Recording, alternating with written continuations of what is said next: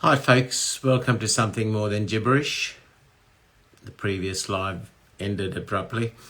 Today we feature William Waldorf. He's an author from the US.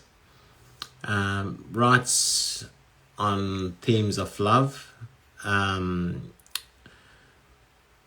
Very much favours the form of sonnets. His work is quite heartwarming. So about Something More Than Gibberish, each week we select a featured guest, and this week, as I said, it's William Waldorf. And both my co-host Gemini Fox is.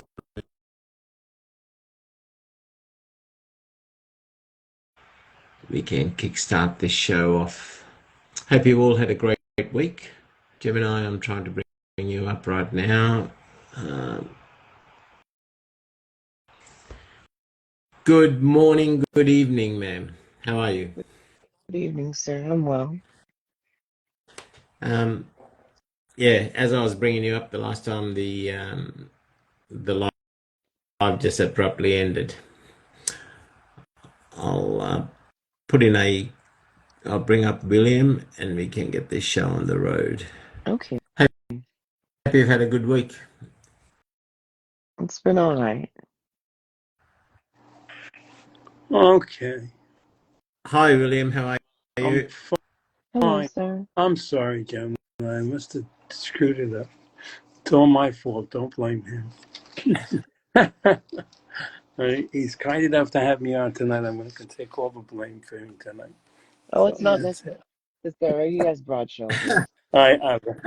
So I've heard. And Yes. how are you, I'm William? doing fine. I'm really fine. Oops, I know I lost Gemini. Oh, okay. I don't know what happened.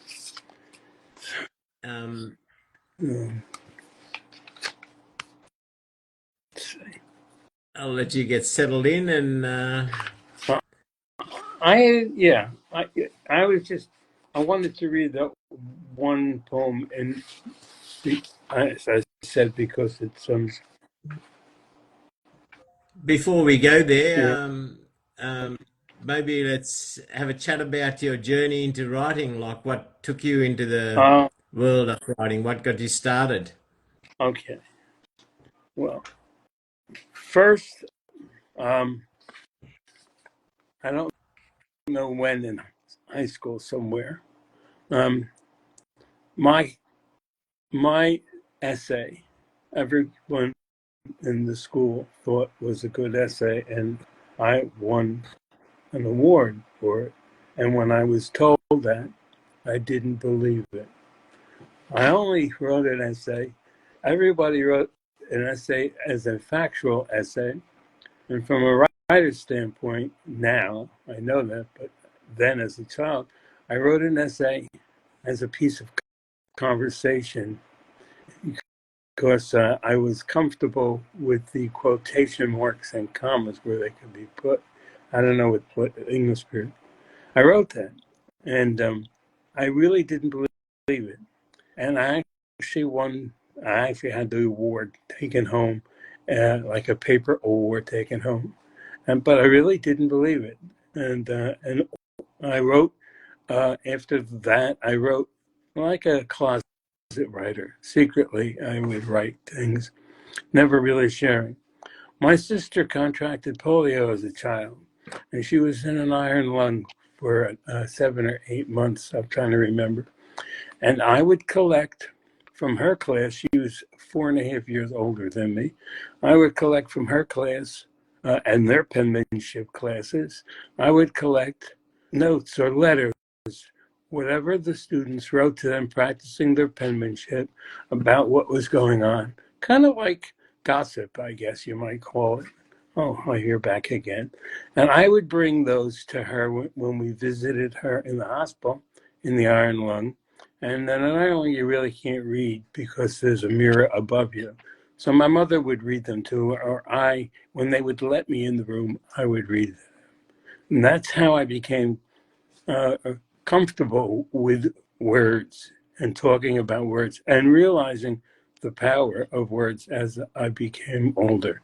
But basically, I was really a closet writer of poetry. I loved poetry. How Do I Love Thee is one of my favorite poems. And William Waldorf, When You Go Into the Forest, is another one of my poems. I guess I'm a little nervous No, here. nothing to be nervous. We're all friends here. Okay. I just say it, so all of a sudden, like, I lost my mind. I can't think things through. But those poems became easier for me, especially when going through English classes. I didn't have to diagram sentences. I didn't have to diagram poems. Poems you could just put up. You don't have to diagram. There's no dangling participles on a poem. There's just love dangling on a poem. And that's how I fell in love with poetry. And that's where I'm at. And so over the years, I write poetry. And I like sonnets because, I have poems I'm going to read, and they're longer than the 14 lines that a sonnet gives you. But for me, if you have something to say it, and be quick about it. Don't have I've watched people ramble on about what they want to say, and Hmm? that's fun. That's their style, and that's fun. Today No, I fixed somebody. I told that from the beginning. Okay. there are no critics. There are no set rules in poetry today, and everything is poetry. I'm often reminded of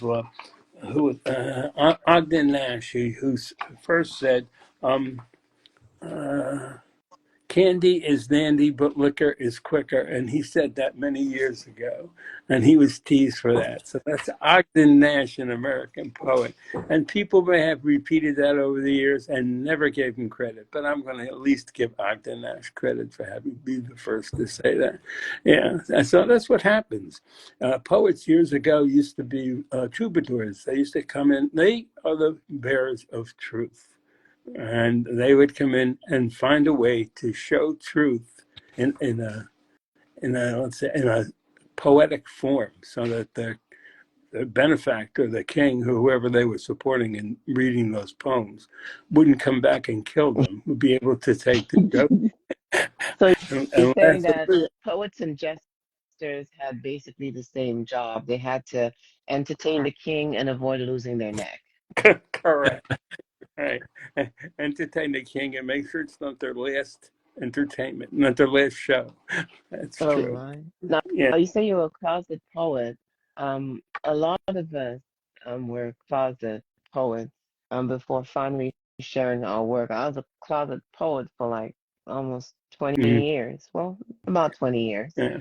And Right. finally shared something. So I'm glad that you shared. Although I love sonnets, I don't write in sonnet form. I'm long-winded. So when you hear my poems, it's going to be more than 14 lines. But there's nothing wrong with that. That's my challenge, and that's the challenge I put to myself.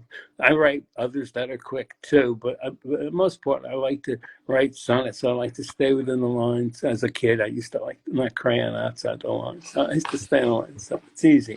And then also told me when to shut up, so I No, knew when to you shut are. up. This is so. The way we run this show, it's all about the featured guest, and today it's you. So you are welcome to speak and share and showcase as much of your journey. Now, speaking of your journey, we've had a fair few guests who started writing because of a school experience where they had to write a piece that was selected or recognized and applauded, so they started writing. Yours extends a bit more to on a sadder part. So starting off there, you mentioned your sister got polio at a young age, and it's very sorry to hear that. And that would have been some tough times, and that certainly would have made a young William, a young adolescent William, get in touch with a deeper side of the emotions of life, the challenges in life. Yeah, that's true. So, yeah, I could see where some of that comes, where that deep emotive sort of passion would have come from, having something like that, like a sibling contact, serious illness and things like that that could change their lives in many ways. So that's very, very touching, Bill. Really is. I hope you don't mind me calling you Bill. That's fine. Yeah. But that's a big burden at a young age to experience. Thank you. Yeah. Yes. Yeah.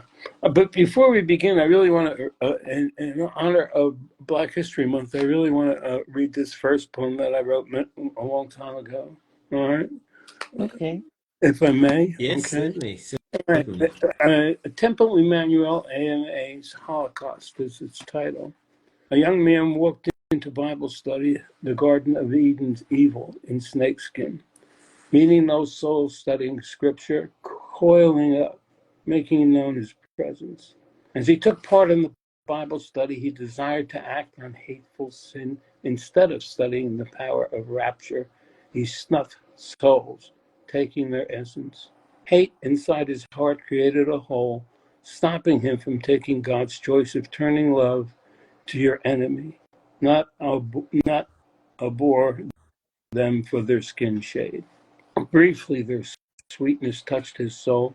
Instead, stroking his gun and then death, 9 souls gone, shocked by the enormity. Yet those who loved them forgave. A life without hate is a life entombed. Forgiving unleashed torrents of reflection. Not wanting to hate, running free to ravage. Their conscience led them for us to love. A life with love is a consumed, acts of forgiveness or acts of affection. Turn to love and a life you can salvage when darkness envelops your soul. Fill it with love, then hate will be gone. That's a beautiful tribute. And I that wrote goes to the church members that sat in their pews, and this young Caucasian gentleman came in and sat in with their Bible study, and without any warning opened fire, killing. And it was mostly seniors, because in any church, whether it's an African American church or not, and I've been to many a Bible study, the only time you find someone under the age of 60 in a Bible study is when they have children in the choir. it's true. That's true. Yeah. Yeah. And I was just so first, the act is always shocking. And then when I heard the interview and one of the first members of the Bible study, she said, I immediately forgave them. And it took me aback. For a minute, I thought my anger came in. And then the more I realized how difficult that must be, but how freeing that is, because that allows you no longer to continue to keep hate in your heart. And that allows you to be able to be free, not to give the person who committed the act the power of continuing to hold over you. That's the hardest part. And that's what motivated me to write this, because I thought they were beautiful, the survivors. Yeah. that's beautiful. Yeah. I think the anger for me did not come. The shock, disbelief, and heartbreak came at the news of Yeah. what happened, where it happened, and how. Yeah. Um, it was the response of the authorities and how they fed him before taking him to prison after killing people in church that really did a Oh, number on me. yeah. Yeah. They Right. stopped and got him a meal, like a Happy Yeah. Meal, like, Yeah. and it just it revealed to me the deeper issue within our society, and um, kind of told me, like, you know what? It's just me and God, because when it comes to the justice system and the social fabric of this country, my life and the life of 9 other people are worth no more than a stop at the drive-through, basically. Yeah. I like to not think that, but yeah, I would I like to not think that, but yeah, but okay. Yeah.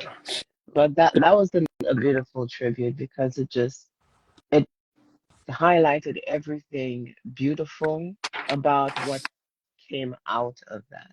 Well, yeah, well, and when you put that, when you juxtapose that, I came up with another called Poet's Words. And what it is when life can seem to overwhelm with stress, only poetry can put my soul to rest. It will speak often for those outnumbered with a chosen spoken voice to be heard. Poets come willingly to take protest. They stand strong and speak for those oppressed. Arrested for what's expressed within a rhyme, their meter has changed history with time. Defines what's beauty, love, the divine. All the while, poets apply truth's sunshine, excuse me, with short or long lines, lines short but strong lines. Strong lines are long lines packed with lines full of change. As the range of poets' words begins our voyage. Very well put, Mm. sir. Very well put. Thank you. Yeah, You're welcome. thank you. It certainly captures that love will always trump the anger and the hate if we allow love in. Yeah. See, I'm already done two things that I say I don't do. I've written a longer poem. I've written in couplets. Those are two things. I'm going to save the sonnets. You always want to save the love till the last. But first, I want to talk about something else called green monsters. We all talk about green monsters. Green monsters in my day used to be the hidden name for jealousy. So I wrote a poem called Green Monsters. It's only two stanzas. She stood in the doorway in her black dress until she was waved to come in and sit inside the quiet room filled with dried flowers. She stood straight with her gaze glued to his face as she chose a chair near the other wife, who sat behind her with condolences for their newly acquired membership, each in their accepted dress uniform.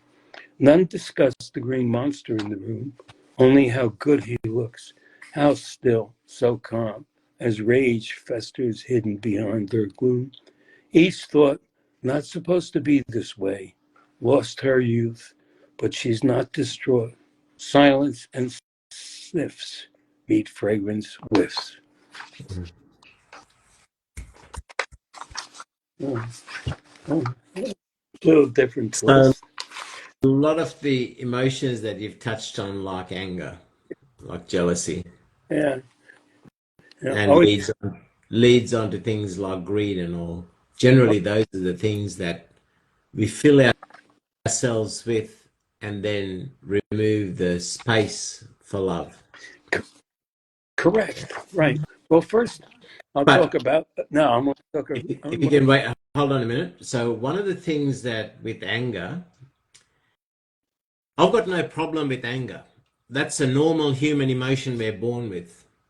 It's how we manage and let out that anger is what's important. Right? A tragedy happens. I'm driven by justice. Yes, I get angry. But then do I go and pick up a gun and kill that person, destroy that? Or do I deal with it in a more professional manner? Do I do it in a more humane manner? Do I do whatever is within my power, how to prevent that from happening again in another situation? I'm fine with the anger, but it's how I express that anger is what's Yeah, important. I think the word you're looking for is channel. But Yes, that's what I was as thinking. Because anger cannot be controlled. It has to be transformed into something else useful. now, as Jeb and I said before, when something like that happens, trying to suppress that anger is like it's normal to feel anger, right? A cop stopping and buying this guy a meal makes you angry, right? Trying to suppress that anger, it's yes, feel it, learn it. Why are you feeling angry? And learn from it.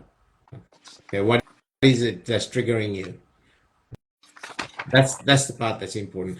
And the other thing you said at the start, like uh, that is quite key to me.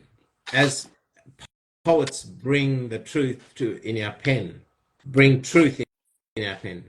But I think what, as poets, we need to realize is, again, the truth we bring is our truth, not necessarily the truth. And I see that a lot of poets, we think our word is the gospel, but it's not. It's the truth from our experience, right?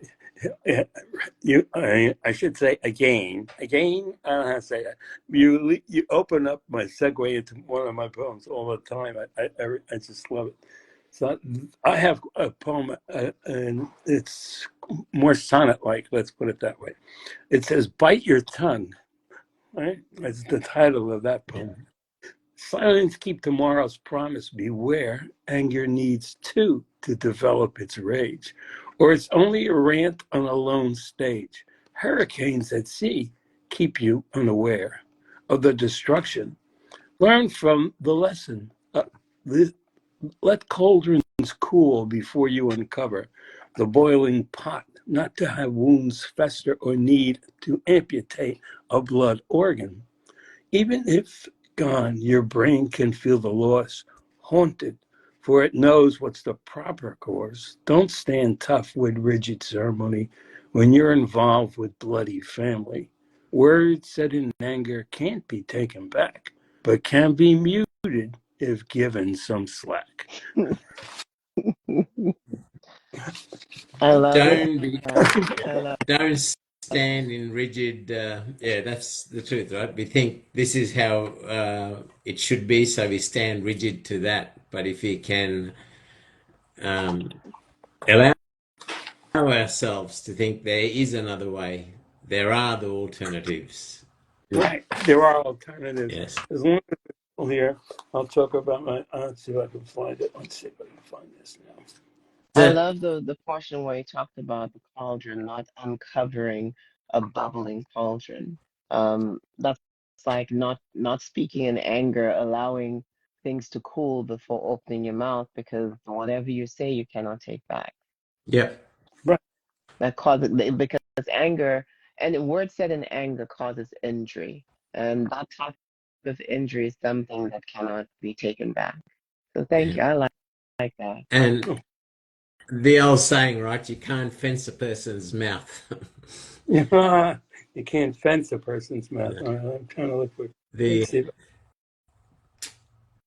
um, Go ahead. I'm listening. before you go on with the next with any further ones, so when you say sonnets, do you always stick to a Shakespearean sort of type sonnet, or do you go juggle out between the Italian form of sonnet or the other many other forms of Okay. sonnet? So, for the interest of anybody else who's listening, yes, I usually stay with what is called an Italian sonnet. So, an Italian sonnet is 14 lines, and it usually means four stanzas. A quatrain means like a room, and it is what it's translated. So, I put it in three different rooms, which with 4 lines is the 12th lines, and then it usually has a couplet in the tradition, on the couplet rhymes. Now, there's always a discussion whether the couplet should rhyme with a quatrain above it, or the quatrain should be like a couplet. But basically, the rhyme scheme should be A, B, B, A. And then for the second stanza, it should be C, D, D, C. So now we've gotten that, and we go on. In the third stanza, you give the writer a break. He no longer has to follow these tight little things with his couplets and his line, and he can go E, E, F, F, G. He can make that last stanza an A, B, C rhyme or something like that. But to make the rhyme, that's an Italian, a traditional Italian stanza. It would be A, B, B, A, C, D, D, C, E, F, E, E, F, and then maybe G, G for the last 2 rhymes. That's how you would do that. So my question is, so do you essentially stay to the Italian form of sonnets, or do you also play around with the Shakespearean form, or do you mainly just strictly stick to the Italian sonnets? No, I stick primarily to the Italian sonnets, but Okay. I stick to the Italian sonnets basically, but I just used the couplets here for this quick poem.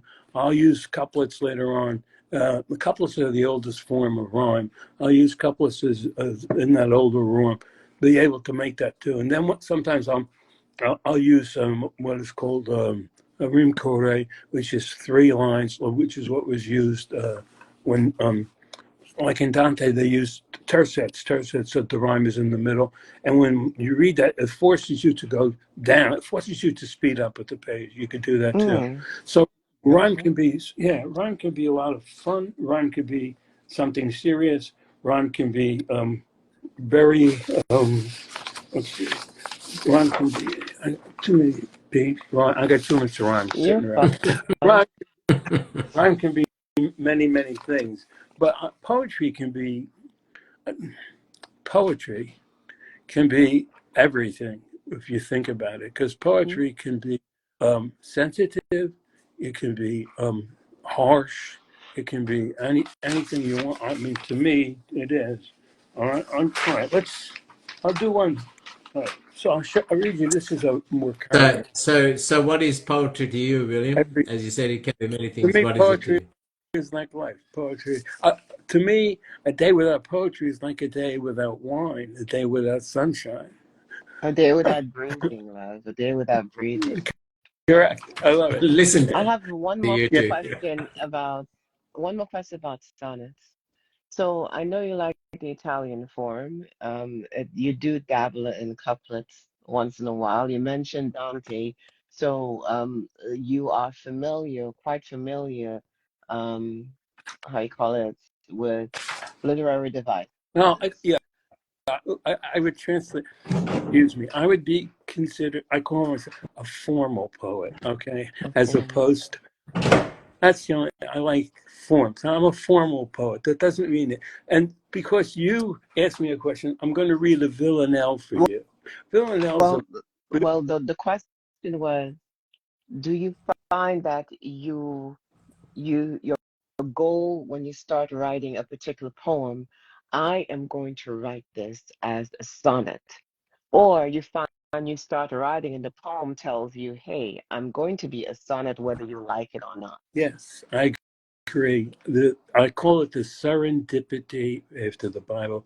The serendipity of writing poetry.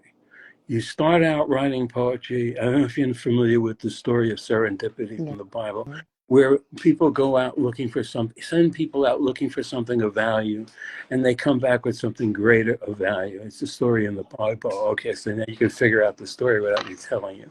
And what it's called the story of serendipity. But poetry is like that. Many times we started out to write a poem, and the poem, as you just said, the poem takes its own words. Now, some of the strongest things in poetry is what was called an enophras, a Greek word meaning repetition. So when you repeat 3 lines, or you repeat a line 3 times, and that adds to the poem. And most people, most I was going to say, I still want to date myself because I want to say hip hop, but I really don't mean hip hop. I really mean um, uh, uh, like Scoopy, like Snoop Dogg and somebody like that. I really mean that kind of rhythm. I forgot what it's called, but that repetition, that back and that the meter back and forth, that is gets its originality from from those 18th century poets who repeated, who have pentameters and repeated the lines. And yeah, forgive me. As I said, I have a villanelle. A villanelle has a form where you repeat a line in it and it comes through it. Let me pull this one. One was blushing. So listen for the repetition, and it's set. In a certain the line in a certain line in the stanza has to be repeated later on. So listen to the repetition. One was blushing. Early in the morn, as I spied, 2 small brown birds jumped before me. One was blushing red like a bride, head twisted, looking starry-eyed, while the smaller moved adroitly early in the morning as I spied. Nature's courtship being applied, gathering piled like the dowry. One was blushing red like a bride, eyeing the pile of seeds supplied, singing loudly with so much glee. Early in the morning, as I spied 2 speckled red finches outside, a gift of nature just for me. One was blushing red like a bride. Watching them perching side by side made me feel so very happy. Early in the morn, as I spied, one was blushing like a bride. So there were two lines repeated. Yeah, Early in the morning, as I spied, and one was blushing. yes, the first and the third repeated in stanza 2 Oh, with yes, and they moved. That's okay. It's not a test. That's okay. That's right. Right. It's just it's just repetition. It's also in the note for when people talk about sailors going out or something. Let's see if I can find that one. I get rid of this. Yeah, right. Let's see. I have to look. Okay. I have to find sailors. Okay. yeah, you're more organized than me because you remember the poems that you have. I come across things like, oh, I wrote that. Oh well. Yeah. I'm with, I'm with you, Gemini. I'm exactly like that. I've got to suddenly I look at the archives and I say, "Wow, did I write that? Where did I stick this one? Did it go in one of the books?" I've done that. I've lost poems. Yes, we've all lost poems. Shouldn't say that. Yeah. The one I sent you with 2 people. All right. I wanted to send another one, but that's 2 people reading the one I sent you about, and it's how Shakespeare wrote poems according to your first. Juliet and Romeo are written all in mostly sonnets and iambic Oh, pentameter. I don't know if you noticed that. Most people who read it, well, that's the genius of it. All right? Most people don't look at it like that, but yeah, so, I'm trying to think. All right, that's really the genius of Shakespeare. He wrote iambic pentameter. Let's talk about that so we don't confuse anybody listening. I am is the sound of a word. It's a way to establish. It's a name for a beat. I am. So iambic is ba boom. All right, and the pesto would be ba ba ba boom. A 1 2 3 and a pesto. So that's kind of the names tell you kind of the beats of how you pick in a poem when you're counting meter. Um, Shakespeare wrote in iambic pentameter. Pentameter means 10, 5 stresses. Pentameter is 5 stresses. So there's usually 10 syllables in there to have the stresses, because remember there are 2. So you have to think of it like that. So an iamb has 10 stresses. So an iambic pentameter line will have a 10-syllable line. That's really how most of us speak, even though we may not know that or be aware of that. But most of it in a sentence close to 10 syllables. Yeah, and that's the advantage of Shakespeare. I'm trying to see now if I can find that other one. for the next week, you're going to have me counting my syllables. Well, I'm glad you you know, didn't. I'm glad you didn't mention expletives because if I went to count the expletives in my daily conversation, my goodness, I'll probably blow the meter away. no, I used to get fined for expletives, so I can't use those. You can't even, and they always cost you money, expletives, so, amongst other things. So you really shouldn't do it. Yeah, right. Yes, sir. So let's see if I can find that. I have a really bad one to write, but I wanted to find. Let's see if I can find them. Oh, let's see if I can find Golden Gloves. As long as you like that, Golden Gloves, Golden Cuffs. I don't know if I can find it. Now, you're typing. How do you usually store your poetry? What do you use? Is it Word or Google Docs? I use Word is what I use. Most of the time it's Word, because that's what I learned to use when I was in business. That's the one I would use a lot. So, yeah. So. I understand. I'm a Word fan as well, more than Google But Docs. I tend to use Word. there are, yeah, right. Google Docs gets me. I have nothing wrong with Google Docs, but I'm kind of resistant to a lot of change in that thing. I'm married to the same woman for almost 60 years, so I kind of resent the same. Yeah, Congratulations. well, I don't know about that, but we'll have to wait. I'll have to wait for my. So But yeah, you have. Yeah. by today's standards, William, that's probably heading onto a record by today's standards. I guess. Yeah, I guess so. I'm kind of. Well, Yeah, so we can find. Okay. one of you are lucky somebody's happy, or else y'all would not still be I together. don't. I don't know about happy, but yeah, I met her in her living room. My friend, who's no longer here. You know, as you get older, you lose friends.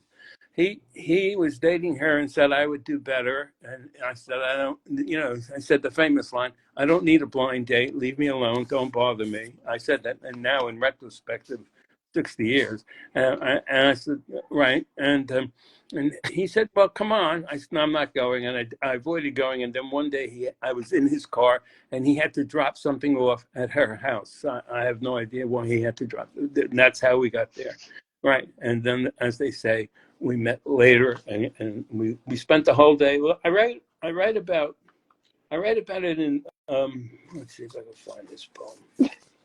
Okay. I've got to hear this one. Well, I might because you write from what you feel and Yeah. write about what you know. That's Yeah. how you have to write. Because if you make things up, then you won't be able to say how nervous you were. You won't be able to say how scared you were. Nope. I wrote a poem. Yeah, let's see if I can. Okay, let's see. Yeah, let's see if I can. Just, I can't find that. Yeah, because all Okay. of the expressions and the imagery will all be, since they're made up, they're kind of superficial, kind of surface Mm, level. But mm. the metaphors and the imagery really come out when it's something that you've experienced, because only you know how it feels, and now all you're doing, you're just expressing to us so we can feel the same thing that you were feeling. Mm. That's absolutely correct. Yeah. So you could write. Let's see. Trying to see. Oh. Well, you can also write. Poets. I used to accuse. I used to be accused of writing only sad poems, because poets like to write. Oh, I like to complain. I like to talk about sad poems. So I always try to put some fun into a poem. Um, for example, I called this "Fickle Love." She's a magician's assistant. Her onstage magic is brilliant, tossing rings in the air, locking them together in a chain. Take apart to confuse your brain, then they would disappear. I thought she was the girl of my dreams. When I saw her perform, it seems her beauty captured me until I realized she could juggle, and I was asking for trouble. We broke apart.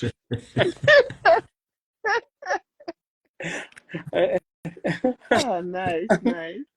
Oh, yeah. You should have that. You should have, yeah. Yeah. Right. Oh, I and, should take note of that. If I see a juggler, I should walk away. well, you should, you should think about it with the way you normally look at your guest list, with a little bit of, uh, planning. I shouldn't have planning. That's all. I, they have Boy Scouts in this country. I don't know if you have that. Yes, yes, we So, do. so okay, so you're aware that good planning to become an Eagle Scout. You have to do good planning, right? That's it. Yes, yes. Right. So where's that other one? I just had it. Okay. So let me read you another one called Morning Colors. The sun rises as the call of the day. A staccato tap announces the morn. That red-headed woodpecker I spied yesterday adds rhythm to a tuft titmouse song that calls to join the royal feathers ball. Robins, all dressed in their bright orange vests, ignore those noisy crows with their loud caw. A golden finch flits from bush to roof's truss as a scarlet cardinal with a pointed crown floats into the scene between two plump doves. who don't fly, but will wear their standard brown as they coo, coo, with their low, soft octaves in harmony to this backyard chorus, whose colors could also fill a canvas. Staccato tap, that stood out for me. Yeah. I love a good staccato, and just like imagining that itself kind of took me away. I had to force myself to get the rest of the imagery and not kind of settle on that one, which is right at the beginning of the poem. Oh, And the imagery was beautiful, but it's because how I feel about staccatos in music and in everything else. is that a good thing or a bad thing? It's a beautiful thing. Like, think of staccato as in the waves crashing against cliff, the side of a cliff, and like one wave comes and another like right over, or a waterfall. The sound of water coming down and hitting rocks and landing, just coming down in the staccato. Yeah, Um, that's yeah, one of those the reasons. things. That's one of the reasons I put on my book is called Ways of Love. You and I'm uncanny. Yes, I mean, my book. This is my brand new book, and it's about 50 love poems. This is the kind of book you would sit quietly with someone else and read stories. That's what I'm saying. That's what, yeah. Beautiful. But I'm blushing. it's almost like yes, really, yeah. So, I so William, I recognize that. It's like we yeah, recognize that. Yeah, Yeah. that's fun. I like how you incorporate nature into your poetry, like the birds, and it's not just a random bird, you just bring in the different types of birds in that poem that you read. That was beautiful how you, um, because I could reflect on that in life, right? We're all different, but we each bring something to the table. And if we can take the time to recognize what the others are bringing to the table, there'll probably be less disputes, less anger, less tragedies evolve, right? If you can respect that. And I like how it brought all the different birds into that poem, and you highlighted that each of them contribute their own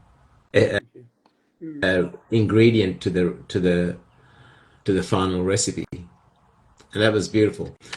The Also, I was aware of your book, Ways of Love, but I wasn't aware until I read your bio about your first book, which is Sonnets and More. Yes, so I'd like to talk about these books as well. So when did this book come out, Sonnets and More? How long ago was that published? It's about 2 years ago.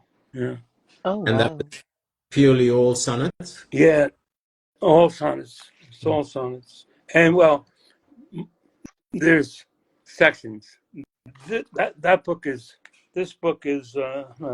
This book has 150 poems in it. So there's most of them are sonnets, and then there are other sonnets. I read you one of the villanelles from here. Mm-hmm. Um, there are other things. All different poetry forms are in here because in this book, yeah, I was a closet writer. So as a closet writer, I have different forms.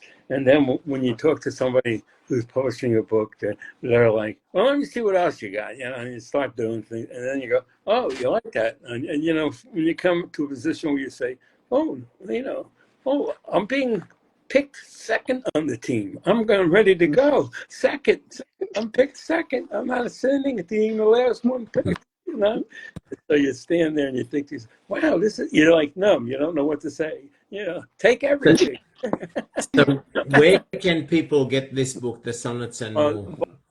both books are sold on Amazon and Barnes and Noble are sold wherever books are sold. Oh, Both are nice. sold.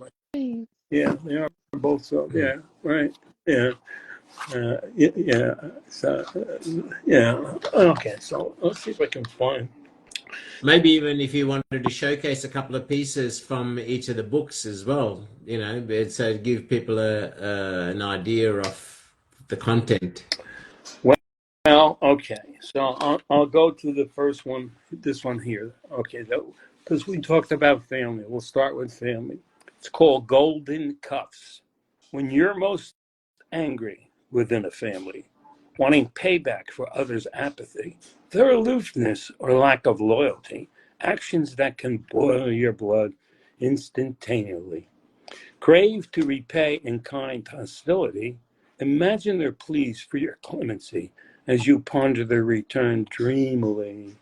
When reason washes over you abruptly, mutual love will cause you to remember in your heart is where family exists, placing golden handcuffs upon your wrists, causing you to accept and surrender. Just know, if you won't, years of self-torture is the gift of unforgiving anger. Wow. Wow. That one's in there. When you said golden handcuffs, I actually I thought the other way around, like um, being Actually, held captive yeah. by family to Oh, subdue your I have one of that. anger. Yeah, But yeah. yeah, but this one was subduing your anger because the golden handcuffs are basically love. Um, you're restraining yourself because of love, and you can break out of it if you wanted to. But it's more beneficial to have the golden handcuffs on than to rip them away. Yes, That's yes. beautiful. Yeah. Thank you. Beautiful piece, William. Thank you. I'll So read there you. you go. To all the listeners who are on the show, in the room, or who will possibly watch the replays either on Instagram or YouTube or the podcast on Spotify. Um, if that the poem that William just recited appeals to you, do pursue these books on Amazon or Barnes or Noble. As William said, over 150 poems in this book. Yeah. That's a substantial number of sonnets. So if it appeals to you, if what you're hearing from the author recite, please do follow up because. Or alternatively, go and check his page out on Instagram. And if the style of writing appeals to you, do follow up on the books. Thank you. I have. Oh, so now I'll use "To Be Loved." This is another one from this book. To be loved and to love is ecstasy, like the sweetness of a berry bouquet that assaults the senses in every way, with tempering, soft, supple skin so creamy. A crooked smile that haunts my memory, sweet linger of a kiss recalled today, lips parted like plump raspberries archway, inviting, promising love's harmony. To be in love is giving away sight, losing your ears, just keeping love's vision. Like hunger will control your appetite, love will take complete charge of all action. There are fools in love, it will always be said. To have not known love, I'd rather be dead. Amen to that. Amen, amen, and amen. Yes, right. So that's, yeah, kind of like I say, you gotta have, yeah. No, I'll give you another one from this book. Afraid to ask. You sit so still, staring out the window, a hand shaking, your breathing so softly, erect, distant, watching so intently. My love, often wondering where you go, knowing we could overcome any foe. I miss you. My heart longs for you fondly, angrily craving your return nightly, tucking you in safely with your pillow. My vow is forever. Will you know me? Timidly, I'm always afraid to ask when I'm in front, which person will I see? Happy knowing face or your granite mask? I once had a love that filled me with joy. Sickness took it away, left a decoy. Ah, that's heart wrenching. I'm sorry. Yeah. That's okay. every feeling reminds us that we're still alive. That's true. So Okay. I'm So happy that I was able to share that feeling with you. correct. You want to be So able to what share. was the initiator for that piece, William? Your pieces are just so heartwarming. They're beautiful. Yeah. What triggered? What This triggered the thought with that is piece? well. This is not personal. This is more observation. Mm-hmm. I'm in a senior community, and I watch a lot goes around. So yeah. And then I come to something else that's different. I mean, it's a senior community. So I watched this, and I saw this, and I saw the interactions. You study it. People get older. But then I thought about this: a day at the beach. Sea salt air announces your arrival. Hot burning sand makes you a high stepper, rushing off it like a naked flasher, hoping your sandals are not flammable. A day at the beach can be magical, falling under a crushing wave's power while outgoing tides pull like an anchor. Walking and sucking sand is a battle. Sand, sand, everywhere sand is every bite, hoping to prevent a painful sunburn. Seek some shade to avoid the day's sunlight, stuck in heavy traffic as you return inside a cool room with a drink in hand. Seems better than playing in the hot sand. No, it's not. Being an island girl and Oh, yeah. Oh, a surf, I'll say a surf bather, right, right. just to make it brief, I almost drowned a couple of times in the Caribbean when I was growing up, and I never really learned how to swim. So I would bathe in the surf. You see where the tide comes in, it rolls over, and the sand is pulled in. Yeah, with the And that's where I would bathe as a I child. understand. I'd come home with more sand. Right with You the do the bubble, same? right with the bubbles are. I know you were bathing there. That's the better. That's I'd come that's home with sand in my hair, sand in the bathing suit, sand in my ears, like in right, my eyebrows. right, Just like my mother'd right. be like, we take everything.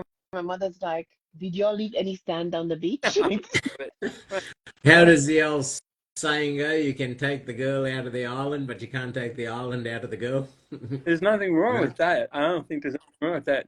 If you always go to the day, if you always go to the beach, you always bring some of it home, whether you Oh, want, you don't. I brought Yeah.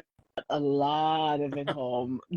Um, I see somebody, Zook said, exfoliating. Yes, my skin was nice and clear and smooth during childhood. Very, very smooth.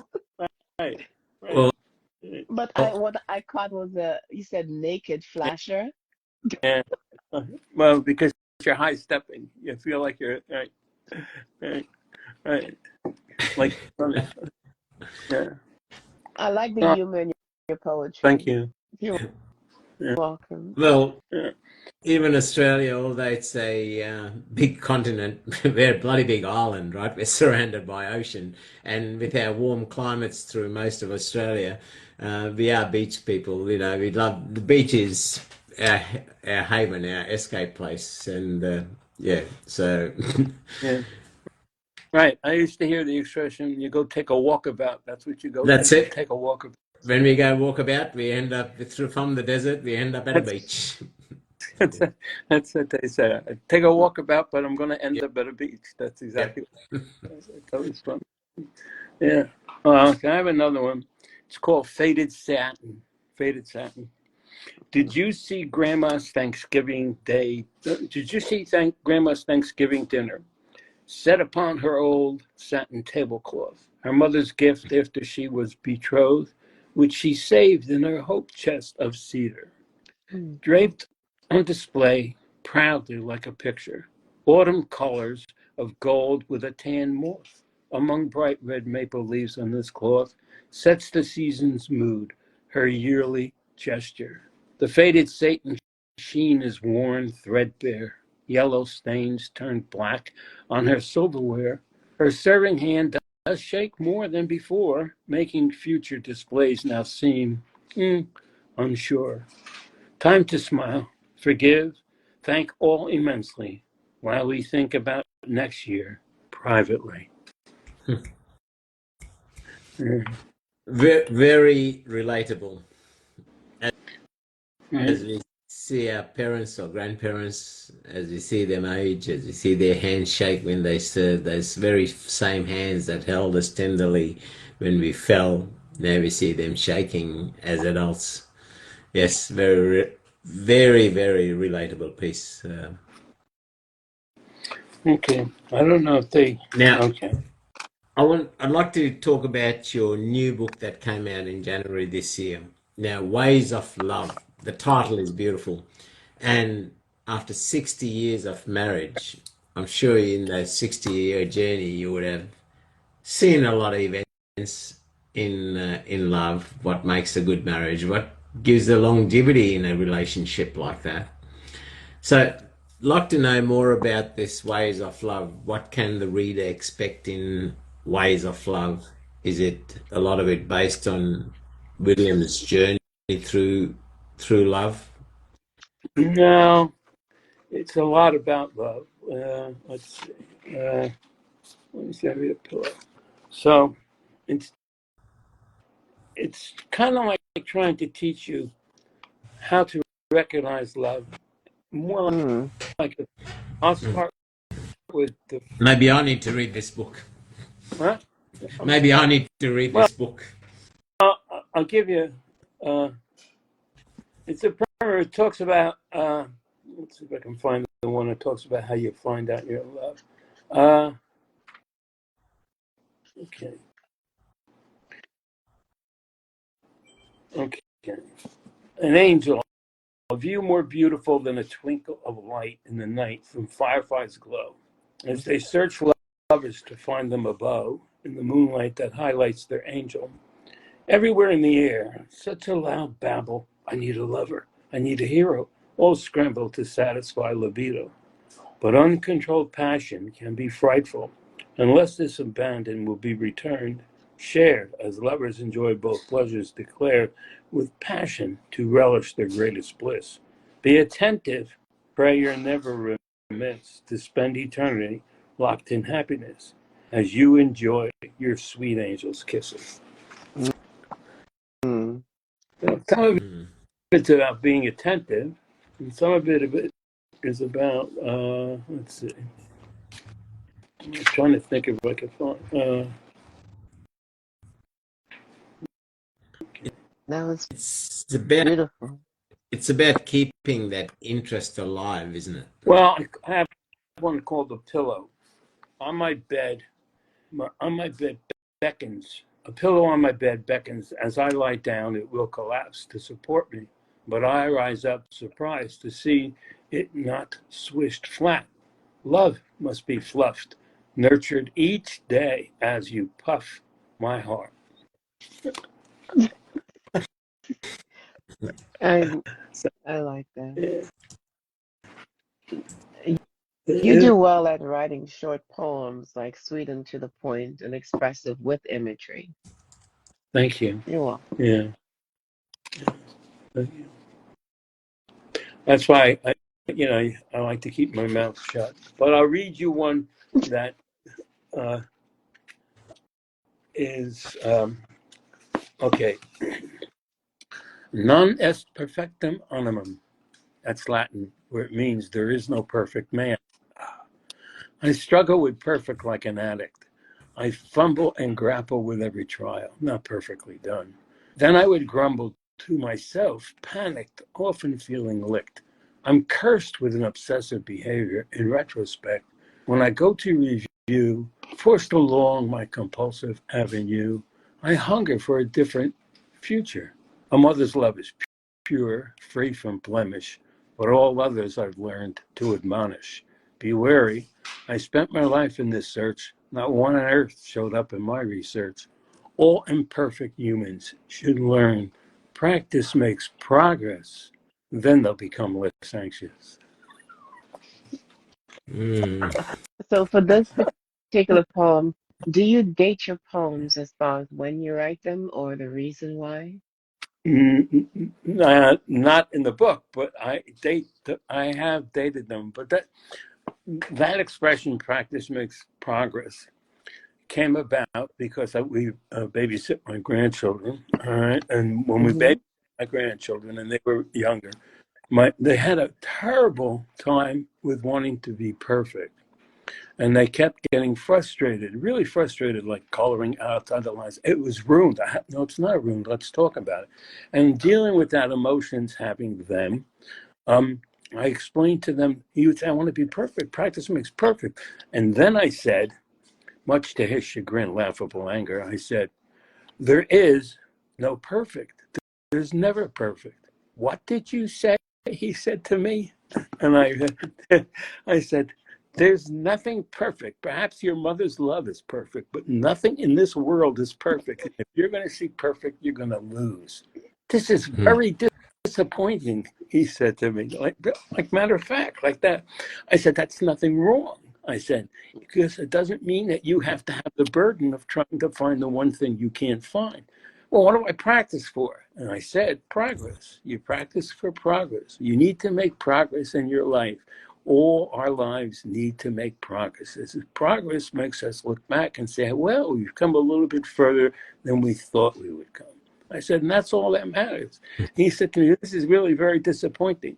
However, when we went back to school to his open day at his, I guess it's not kindergarten. It must have been like second or third grade. We walked into the grammar school, and all through, along the wall were these signs: "Practice makes progress." All printed in different colors, and all decorated with different hearts and flowers.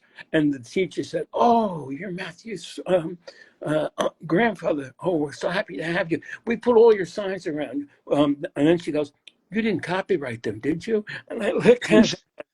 Oh, he told you I'm a writer. And that's not what my application was. But I told you that yes, she said. I said, oh, okay.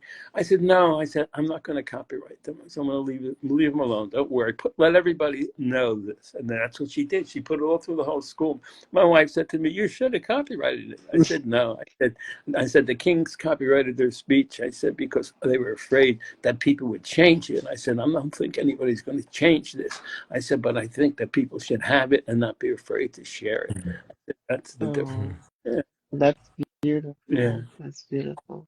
Yeah. And like just that story itself, um, the reason for writing the poem, the inspiration for writing it, absolutely perfect. Like I'm just trying to imagine like a first or second grader saying, "That's very disappointing." Oh, yeah. Very matter of fact, that's exactly right. You know, they take everything literal. Right. They take everything. Yeah. And I said, how to change it? I said, yeah, we babysit. Yeah. But that became a whole motto. Now they go, let's see, when my granddaughter goes to a guard, and she's in guard, when they throw those flags up and they march around. So when she throws those flags up, and I cringe that they're going to hit her in the head, and she catches it. All right. We've sent her what they call candygrams or kissgrams to the field. And we always send, practice makes progress. You'll be fine. Good luck. And it became a family motto, practice makes progress. And it's not a bad legacy as far as I'm concerned as a poet. That Nobody definitely cares is about not. what I've done otherwise. Yes, it's always a matter of that. The So important did thing they take that lesson with them? Do they still do they use it with their is children now? Practice makes he's progress. 20. Yeah, they say that he's 20 now. So now I keep my mouth shut and I watch and I go, oh, and I say things that I don't understand. Like I say, that's dope. What does that mean? And I said, oh yes, yeah, right. That's real. Right. We don't. It's a whole new. I'm learning a new language. Oh, That's all I'm saying. that's beautiful. You taught him, now he's teaching you. That's kind of what it is. Yeah, that there's a poem in that. I'm going to have to write that, not to display, but to leave it around. Right. There's always a poem in that when you talk about it. All right. Yes, sir. So, all right. So I could read you another poem. I'll read you. Okay. I'll read you the last poem. Let's see, not the last poem. Oh, okay. Oh, I read you the last poem in sonnets. Okay. Okay. I'll read you the last two in my sonnets. Okay. Okay. Okay. I'll read you the last two in my sonnets, which I've made. I don't think you're going to see it, which is a visual poem. So it looks like a heart. A Okay. heart, yeah. Now they both.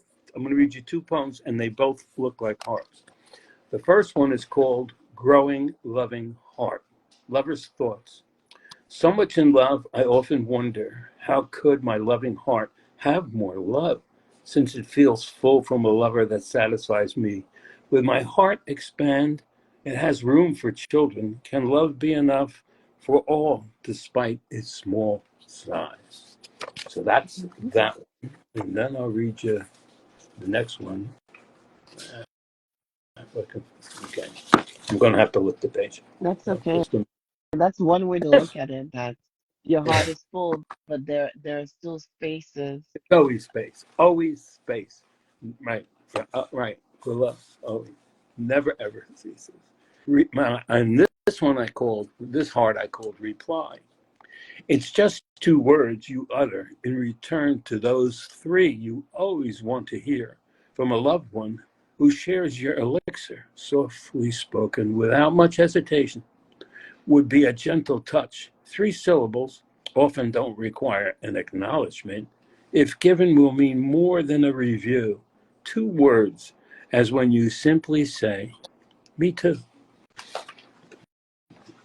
Now, if I say I love you, say me too. I'm about to strangle you. If somebody said to you, or you said to somebody, I love you, and they said, me too, to you. Oh, I love you. Oh, me too. I love me Oh, too. you love me too. Oh, so you're doing it that way now. Yeah. No, I understand what you say. Just Yeah. like No, I understand that. Yeah.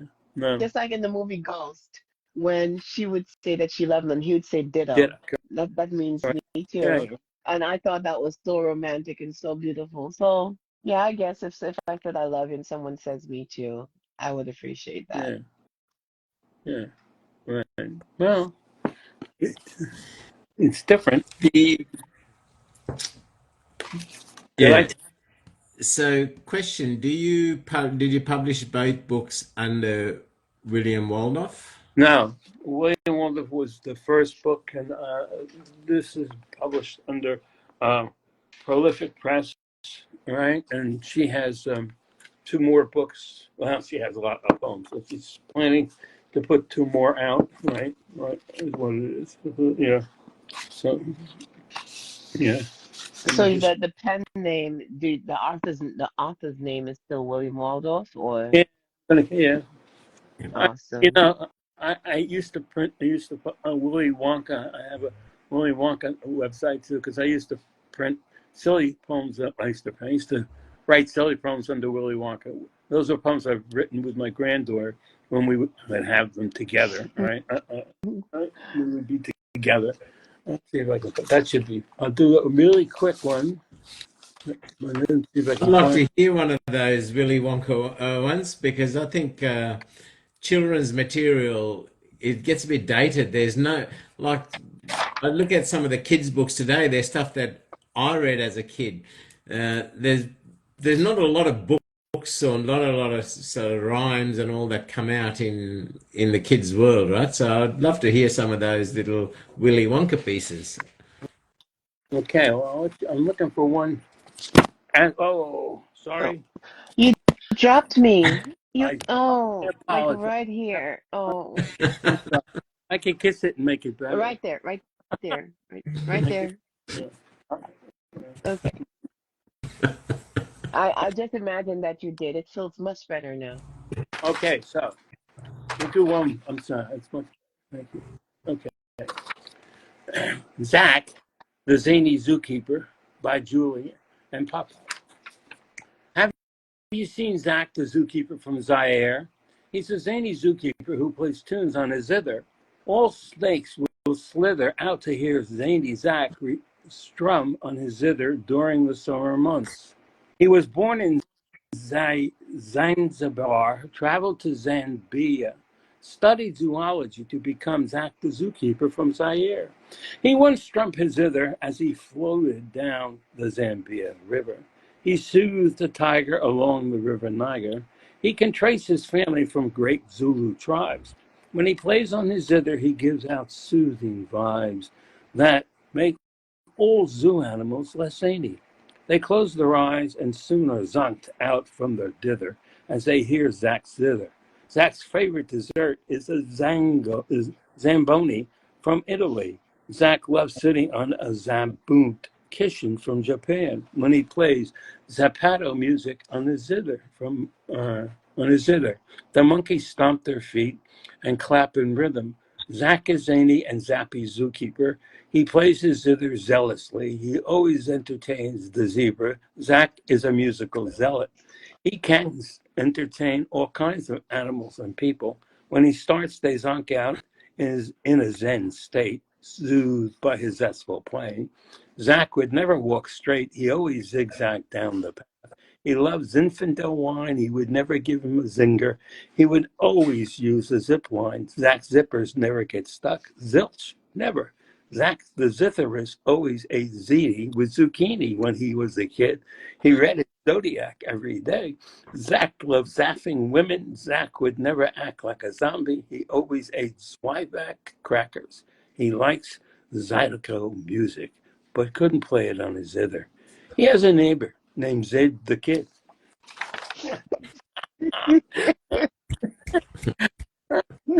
I like that. He loves Zydeco, but he couldn't play it on his zither. Right. That's right. Your kids and your grandkids would have been entertained with the bedtime stories, I'm sure, Oh, William. oh yeah, right. Yeah, they did. They do. Yeah. I don't know if I can find So, that one. Yeah. so as I said, I don't know how much content you've written there, but there is a serious shortage of new material in the kids' book world. Oh, Have you thought about releasing some of that? Because they're unique, they're new, they're fresh. Um, oh, I could do that. I never thought of that. I think you should. I think you should because there's a couple other poets that I've met on this platform that actually do write some good kids material, and I highly encourage them as well to get material out because there's a market for it. You know, you think about you go to a shop now and you look on the shelf and you look at all the kids' nursery rhyme books and all that. It's stuff that we had when we were kids, right?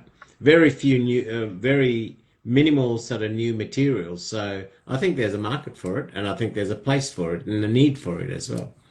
Okay, That's but mhm. go ahead. I Well, have my granddaughter said to me once, "What did you say?" And I said, because we tell stories to each other. And I said to her, "What do you mean?" She said, "What did you just say?" Tell me what I said. She said, "You said he." And I said, "Yes." She said, "I don't see he." I said, "Who do you see?" She said, "I see me." I said, "Well, then you finish the story." And she finished the story. And that's how I learned that I was telling stories in gender specific and didn't realize I was telling stories gender specific. And now I have to think about each story. So that's why I hesitate to go to nursery rhymes because as an old combat veteran would say, the battlefield has changed a little bit. I'm ah, learning about it. All right, I'm willing to do it, but I don't know I don't know if I have enough artillery to go there. Let me put it to you that way. But yeah, I'm not. There's nothing wrong with that. I mean, I just want to be careful. I learned something, and I listened to it. So we still tell stories together. We wrote Zach together, right? Mm. So, I mean, I just at least publish it if even if you don't want to put it out for the general public, but publish it so that your that's kids and grandkids can have something to give to great grandkids. Sit down and reading a book to them that that's true. they tag along with, Yeah. and they say, "Oh, have you heard of Zach the Zookeeper?" No, I haven't. No, it's an awesome book. and then they republish your book, and they found out that they were an author on the book, and you leave an entire legacy behind you, Yeah, apart from what you've yeah, left Yeah, already. yeah. I can do that. I can think. You see, you always dangle. You make it so alluring sometimes. I listen to you sometimes because you're so supportive of other people. You're so really good. Really That's good. that's very true, Gemini, what you just said. That really is, and I think William, you need to consider that. That's a very valid point Gemini made. And me personally, I still don't really care if what I've got to say. I say I don't necessarily consider if it's got to be gender specific. If it offends you, too bad. Get over it. Build a bridge. Get over it.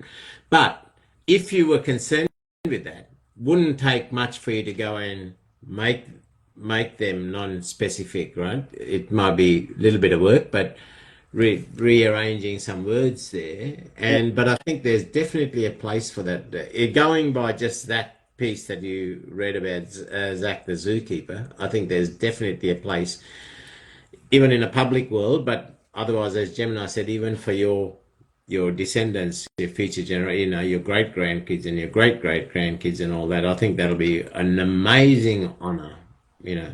Thank you. Now, the beautiful thing about writing, William, so I found that I had someone tell me that every time I talked about a villain, he was male. Um, That's wonderful. um, that he was male. So if I talked about something that was bad, the character was male, I would always use he. So what I did, I went into one of my poems and I removed all of the pronouns. So Oh, if you're using a name, just use the name without a pronoun, and people can decide what they want it to be. And in a poem, if there's no noun and no pronoun, you just leave it as is, and you take away some of the conjunction words as well. no. So it would not be in the form that you like to write, but that's why I like freestyle. So I take off a lot of and or but, those conjunction words, and I just let the poem flow. And there's a lot of metaphor and alliteration in there most of the time, and plus that's how I talk anyway. So I would love to hear one of your poems without the pronouns, just the name, Zach the Zookeeper and Zach, um, just continue it without the pronouns. That would be beautiful. Oh, The something. the other thing I'd say too, further to support what Gemini said about your great grandkids and the future generations, is so you were on this platform. There's another gentleman that you would have I'm sure you would have seen him. He runs the Unravel platform, Unraveled Influence, Andy Morales. Now he had quite a distanced relationship with his father, mainly not through separation, but that generation of male couldn't didn't express themselves a lot. So he never really knew his father when he was alive. But after his father passed away, Andy acquired, when his mum realised that Andy sort of writes poetry as well, he was given a collection of his father's poetry that he wrote that Andy never knew about. And what it's done now, as Andy as an adult and as a father, it's given him a chance to get to know his father's inner Oh, that's workings, right?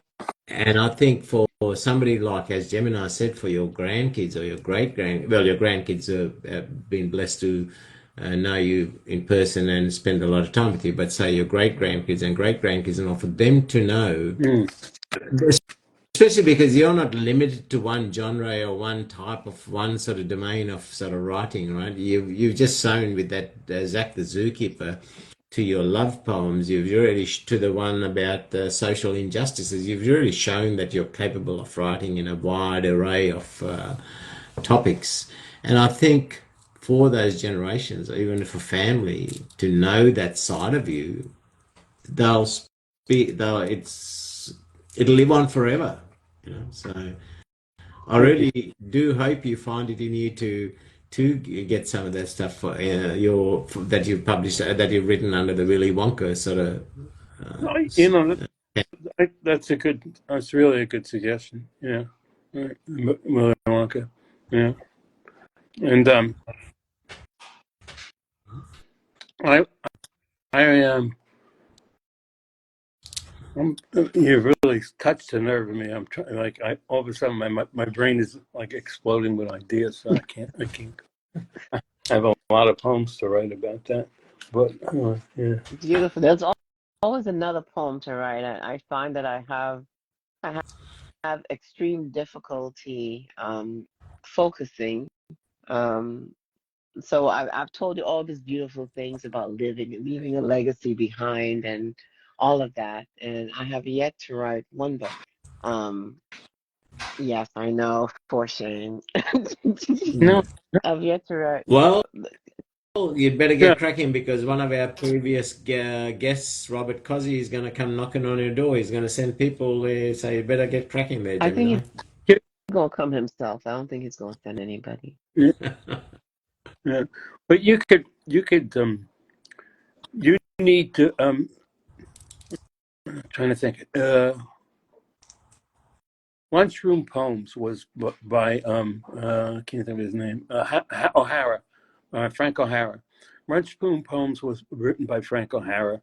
There wasn't a lot of rhyme, and when he went beyond the iambic pentameter, what he would do is stick the last three words that were in the 15 line right below that first line. So that was his style, and he wrote all about.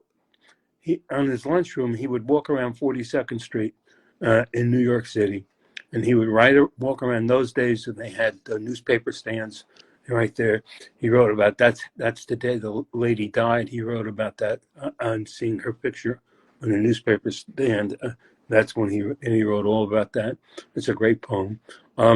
Yeah, Frank O'Hara, and it's a great yeah. You should I'll look him up. you should call it what you should take whatever you want to call you should take and see if you can write 4 lines. Four This lines. lady has so much Four material, lines. she could probably put 2 books out now, but it's just. Well, yeah, but writing comes from, I've learned, having been a closet writer, you have to be willing to open up, and it's like a nerve. You don't want to open up, but that's why I'm saying it's only 4 lines. It's only 4 lines. It's only What's 4 lines? 4 lines. It's not the writing. It's not the writing or the sharing. Is so that's like, okay. Let's say that you have 80 children. All of them are near and dear to you, and you want to show the world all 80 of your children. But they tell you this room can only hold 4 children. That's the max. Which 4 children do you Yeah, choose? I know that feeling. So what you do is you don't talk about a child. You talk about the gifts children give you. You don't talk about one in particular. You talk about the feeling you get when they walk in the room. All right? Doesn't matter which one. You can single it out that way. You can say, it doesn't matter. Isn't it amazing? Anyone can walk in the room and give me this feeling. You talk about what you get instead of what you have to give. I know, That's what you talk. but how do you choose from your 80 poems? How do you choose Oh, 10 to put I into go, a I published go work? through that all the time. I go to, yeah, I'm in a writing group. You have to be in a writing group to hear other people talk to you. And one of the first things someone says to me in a writing group or critique group, the first thing they say when I look at it, they go, which baby are you going to kill, Bill? Because you have to kill one. But and you look at it and I you want to resist that, but because God, one of your words like "and," you're going to take that. Can't you can't That's the look best how word. cute this looks. You Hey, can't kill the he baby. knows. Yeah, he knows. See, he said, "Which one? You can't do it." Yeah, I know that, No. but I know that. But it's then don't do it. Don't do it where you have to remove. Do it where you have to add. Oh, Do it. Do it. Don't. Yeah. Don't do what you have to remove. Do what you have to add. Do it Mm. with the promise of I'm going to bring more. Let me talk about this one today. Right. Right. Yeah. okay. So that's so like Madeline, just pair them up.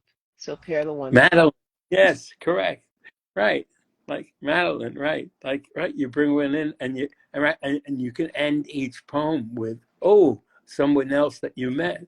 And you can leave that poem hanging. But we'll talk about that next time. And Oh, then people can come back in and say, oh, well, tell, did I tell you about Matthew? Oh, no, did I tell you about, yeah,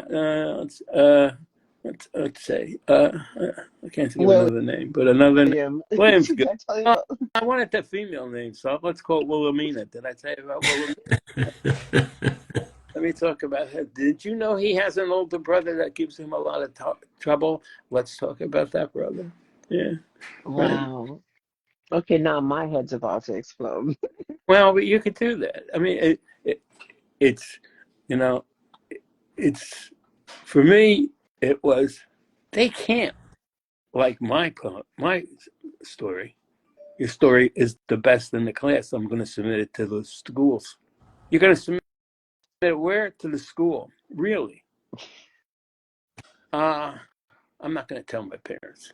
So, tell anybody. But my sister went to what was older than me. So we had similar people who, family relations where we each had an older sister or a younger brother. So someone was in there. So I couldn't hide anything where I lived because they knew, right? Somebody would know, right? And so then that became, are you getting an award? I don't know. I'll have to say. Uh, it doesn't matter. And then, of course, I didn't believe them. And because then as I began to present my poems to a writing group and people would tear it apart, I used to say, anger, what do they know? These are good. I know they're good. I used to I used to get an award. I used to be a contender. It's what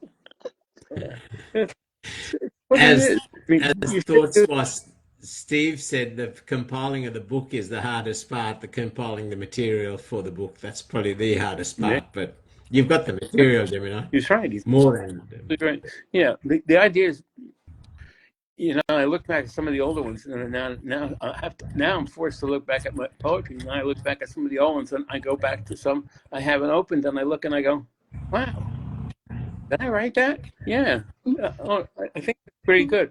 But I don't talk that way now. I can just change that a little bit. Yeah, that's how we do. Yeah, you should never. Yeah, yeah. Yeah, I look at mine, I'm like, I cringe, I'm like, ugh. Right? Well, then, It's like, ugh, no but metaphor. but Ugh. you have the freedom to change it before it's published. So you have the freedom to do that. And I would suggest what you do is you get together 2 or 3 honest people who want to at least share things, and in a nice way share. I've heard you critique other people. You're perfect for a writing group. You're not going to Thank tell you. them it's bad. You're going to tell them it's interesting. You're going to tell them that's a different way. I've never heard it that way. I've heard you in a writing group. I'm not saying that's the right thing. You're being honest. I've never heard that. I like the interesting approach that you've done. Listen, I used to have an art teacher, Alice Saltman, got her soul. She used to say, whenever you would bring some kind of work or art up to her, and I would think it's horrible. I can't write anything, or I can't paint anything, and she would say, well, that's an interesting approach to take, because that's what she would always say. She would never say anything bad about anybody's artwork and anybody's work, and I thought she was the best teacher in the whole world for that reason. that. Because all of us start from somewhere, and like, I always tell people, every time I talk about poetry, I talk about two specific people. If you have not looked up Obi West before, Yeah, Obbiewest, you're shaking your head because yeah. he's into rhyme, the rhyme scheme Yeah, well, completely. That's his and language. you went right to something I knew because it's a rhyme scheme, right? Yeah, Yes. right, right. So Obi West and then Dennis Amadeus. I tell people I found Mr. Obi West on like Instagram or something, and I connected with him, And all the 20 years of not sharing. There's a watershed, like a watershed. Yeah. And like, no, I waterboarded him with my poetry. You Literally. pour him with your, yeah. Well, But he was so patient, and like he did the same thing. He sometimes he gave feedback, sometimes he wanted if I wanted feedback, but he was just present enough, just present to hear, willing and present, even like different country, different time zones. I didn't know like everything the man was doing. All I knew was that someone was listening, um, attentively and honestly listening. So when I look back at some of the conversation, I look back at my work and I'm like, oh my gosh, I did that to him. Like, and he actually just took all of that in. That's like learning how to cook for the first time, and you bring someone this god awful meal. Everything is wrong about this meal, but they found, you know what? But the chicken is crispy on the outside. yeah, that's correct. No, I know that. I taught my granddaughter to bake the same way. All right, I understand that. Right, and I remember when we would put we're putting gummy worms inside a cake because that's what we're going to stuff the cake for. So there's nothing you don't say anything like that. Yeah, you have a responsibility, whether you believe it or not. Correct. If you have children in your life, you have a responsibility, and the responsibility is that you have to show them how to handle adversity. You have to show them how to handle things when they don't go wrong, and when they do things that are off the wall. And that's all you do. I mean, that's it. You just show them it's fine. Roll off the punches. Yeah. Yeah. You have to teach them that way. And if you can do it, and if you're willing to do it, then you give courage. Don't you give courage, George? Would you give courage to everybody? What do you think, Rania? Yeah? Definitely. Yeah. Definitely. Yeah. I'm a person, somebody tells me 10 words, I go, yep. But somebody does one act, I'll get more from that one act. By action speaks louder than words in my world. Yeah. Because words are cheap.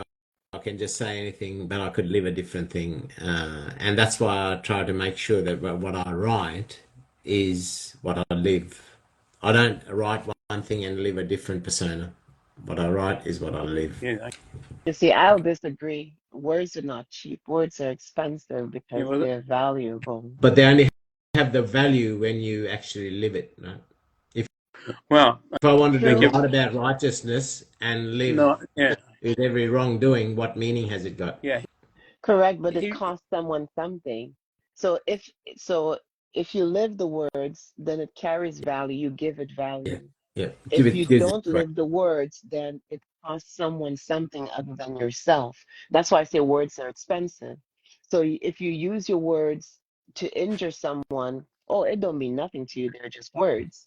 But the person that it injured, that the weapon, the person who the weapon pierced, they feel it more than you do because they received it. So that's why I say words are expensive. They're not cheap. If used as a weapon, yes, most certainly. But if I was to write something of a positive affirmation and somebody sees me living a contradiction, well, they just disregard it because they say, well, these are just words from this guy's mouth. His behaviors are totally different to that. That's yes. But as a weapon, yeah, definitely, words can hurt more than a physical act. Couldn't all agree right. more. So I'm going to I read you see one. his wheels turning. Okay. And I'm going to read you one called, and this is from my newer book. It's called Why Surrender? Love should not be a test you encounter, but a guide to understand both your hearts. Approach gently, each with the utmost support. Equal works better than surrender. If interlocked toes lose warmth together, the reaction seems like a forced emotion. Lean, thin, like a crushed pillow's condition, deflated, unprepared to surrender. Your bruised heart groans like an evicted guest who stands alone as ice winds chill their chest. You remember with a jolt, not my fault, These good past times were lost from your soul. Careful. If love feels like a surrender, you might have caught only a pretender. That was amazing. So that's from the new one. Okay. So you just give me these segues. I can't believe it. That last line just wraps it up so well. It Yeah. really It does. does. Yeah. Yeah. I don't know how much longer we're going to go, but I've enjoyed this night a lot. I really have. Oh, Yeah. it's been a pleasure, William. It really has, and I've really enjoyed getting to know that humorous side of you as well. Because on the other open mics and all, you come up, you read one or two pieces, and that's.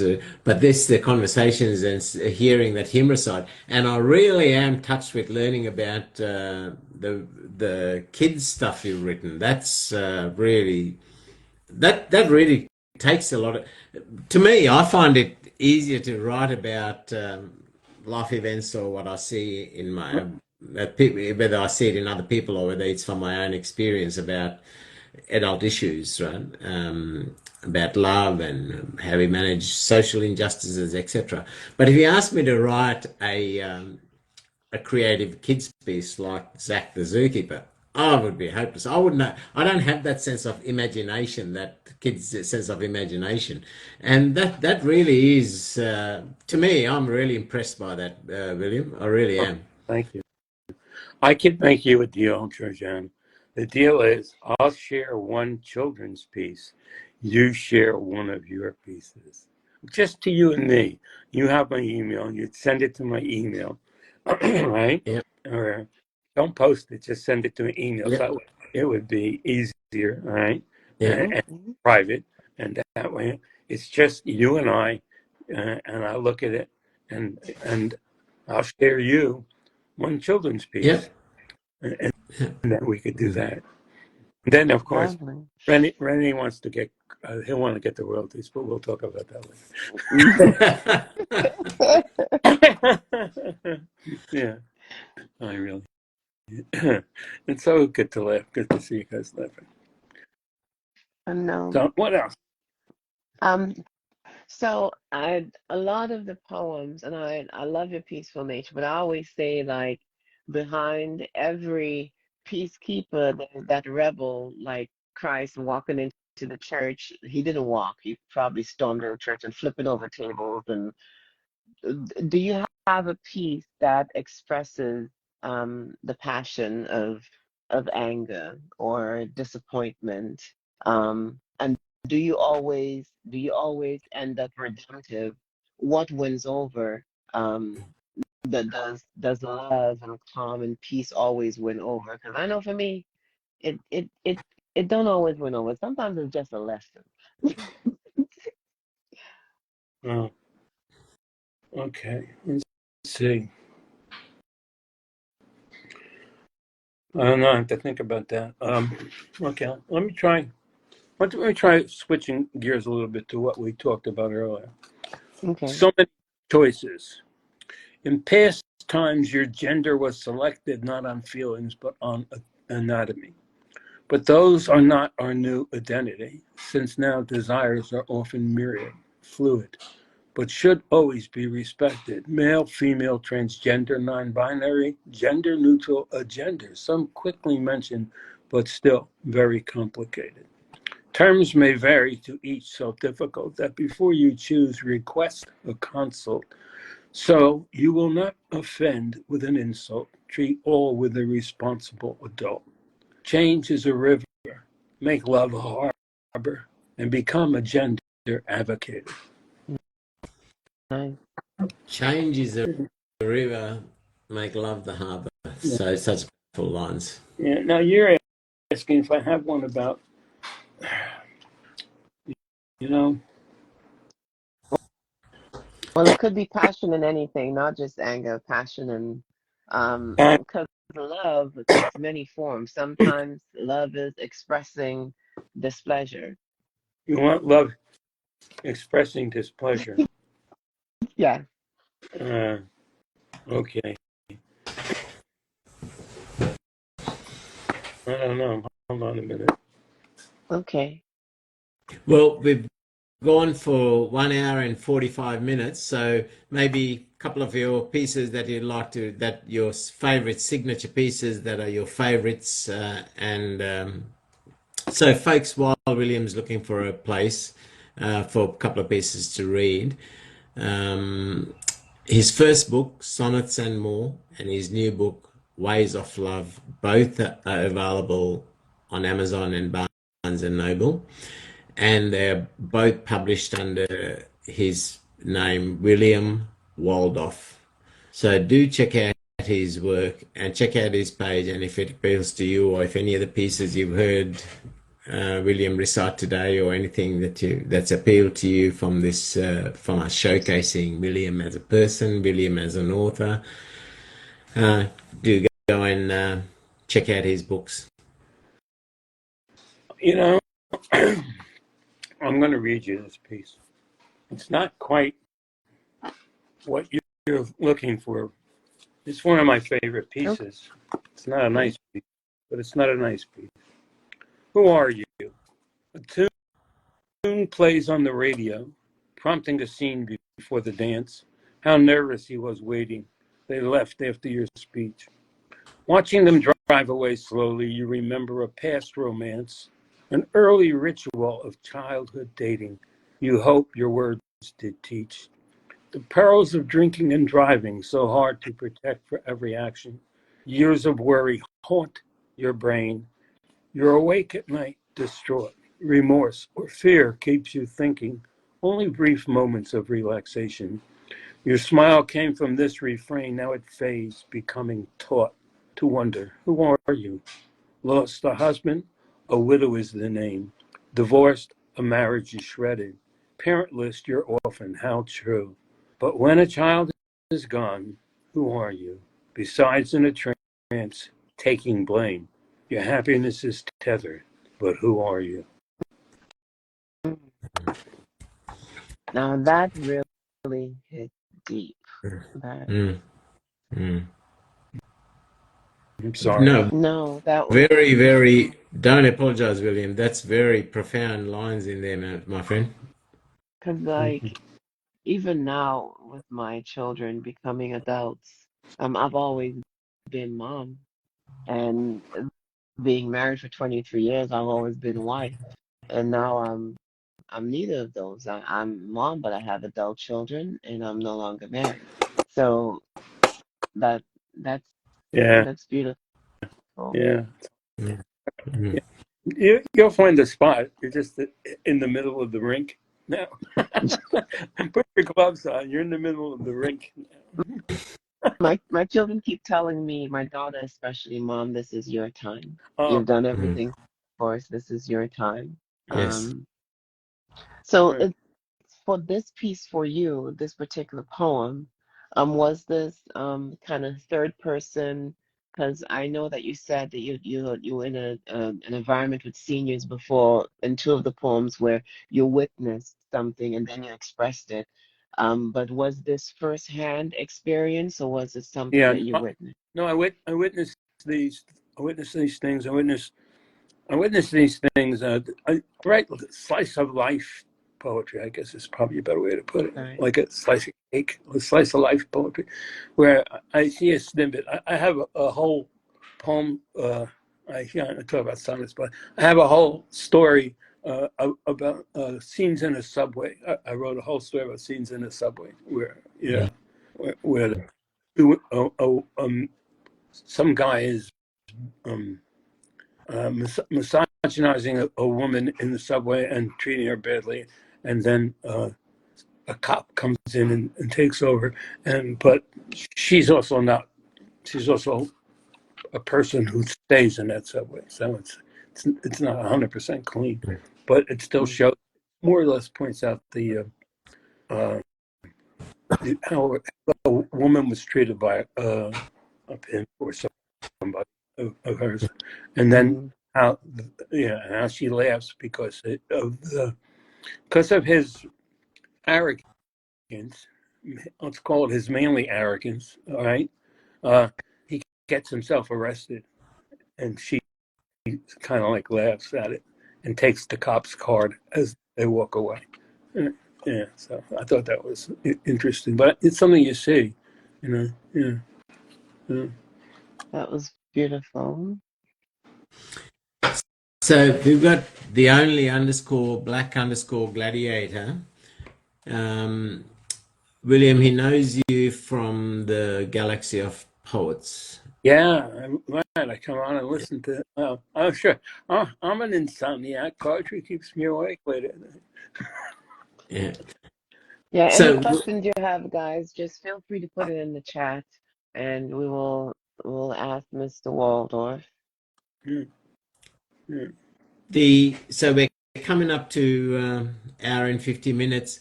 What's your final signature piece, William, and any parting words to Quiet. young writers budding out there, people who are procrastinating, like a certain co-host of mine, about getting their first book together? What advice can you give them? Really. You see, Mr. Waldorf, you see, I went the entire show without threatening and smiling and thinking lovely thoughts. And here he comes pushing me under the bus. Wasn't I'm just trying to give the So encouragement. let me ask So you. we see your George, words published. You are, let me you ask you a know, question. Yes, You, sir. you know a cactus flower, right? One of the most beautiful things, a cactus flower. Yes. yes, it It is. it doesn't bloom right away. It takes a long time for a cactus flower to bloom. And then it It blooms at doesn't. night. It doesn't make it any less beautiful, does it? No. It blooms at night because it doesn't want to be seen. It's funny why I use it, and you knew exactly where I was going. It's Yeah. amazing, isn't it? Now, here's a question for you from the only black gladiator. When you write poems, do you do it in a quiet environment or loud? How is that process done? Uh, Because you have great poems. well, I watched Chris Rock being interviewed once about writing "Do the Right Thing" and how difficult he had trying to finish "Do the Right Thing," and then he said he was told by somebody, "You have to write alone. Writing is a lonely business," and it like was cold water on my chest, and I went, "That's my problem. I have to write alone. You have to have it reviewed by friends. You have to have it reviewed by honest people who will tell you how it really sounds and people whom you can trust. But you have to write it. It has to come out of you alone because it has to be true and has to be raw. So I write quietly in the middle of the night sometimes. Sometimes my wife will say, "Why are you getting up now?" I say, "I got to write a poem where I got to write 3 lines down. I have to put something on a piece of paper or in a memo and be afraid." It used to be I could hold those thoughts, but as I've gotten grayer, my mind finds it has to write it down right away now. So that's it. Otherwise, yeah. And sometimes I'll look at it in the morning and say, "What was I thinking to write this down?" That doesn't mean that doesn't mean yeah, but it'll come back later. So I write usually in a quiet environment. You could never do a loud noise. Some people can. My grandchildren can. They have music going on all the time, and they can do it. But I can't do it. Yeah. That's lovely. For me, I find that the poems catapult themselves out of my head. And like if I don't take down the whole thing, then I overshoot and it does not come back. It Okay. doesn't. Okay. That's important that you do that. I've had that happen too, and that's important that you do it. But you write down as much as you can. That's called stream of conscious writing. You should be able to write stream of conscious. That's some of the best writing. You write it out. And I would tell you that don't be upset about writing anytime, any place, because in case you know, for Hemingway's book, For Whom the Bell Tolls, Hmm. wrote that book.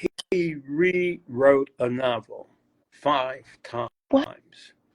Yeah, when I heard that, I went, "What?" Same thing. Yeah, go look it up. See how many times did Hemingway rewrite?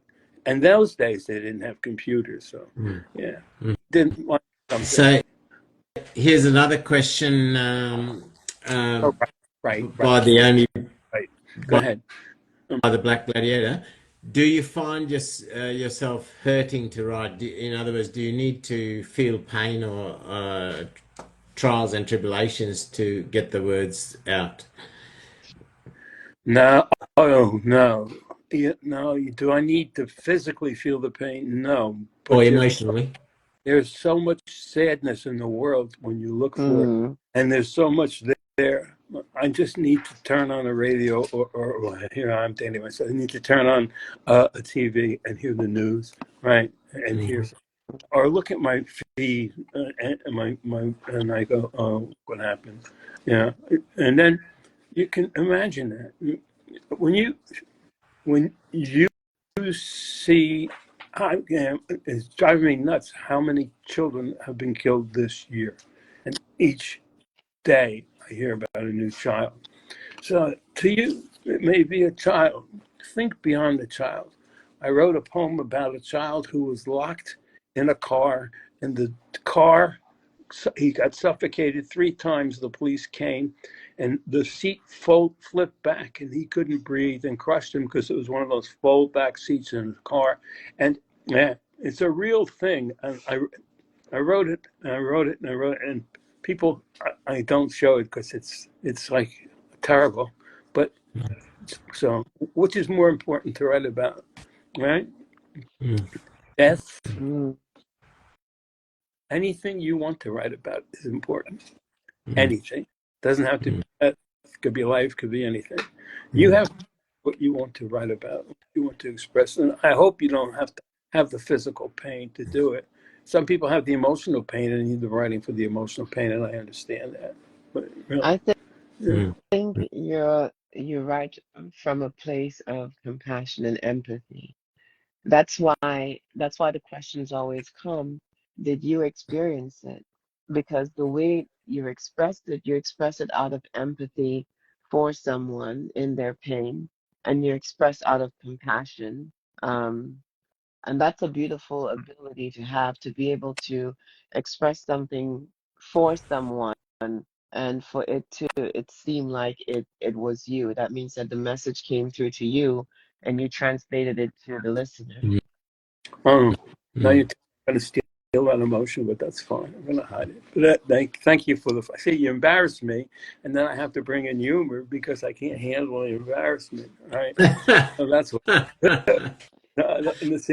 And I take that away from myself, just like I didn't want to accept the prize money. William, going by the comments throughout the interview, there's nothing for you to be embarrassed about, William. Your work and you as a person are so appreciated there. Thank you. So nothing for you to feel embarrassed about. Okay, we're coming close to 2 hours. So final piece from you and any final words. Our time is gone. What are we going to say? 2 hours has gone and it feels like it's only just started. Okay, so let me read you the last poem in the book. Okay, so Okay. the last poem in the book. You always like to know about the first poem and the last poem. Okay, last poem in the book. My love can't write a poem for me.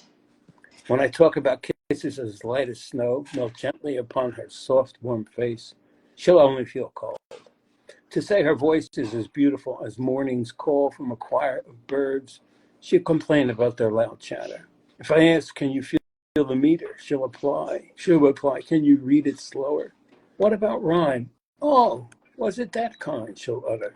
But it doesn't matter to me, as she stacks our clean laundry daily, incognizant as to stanzas or form.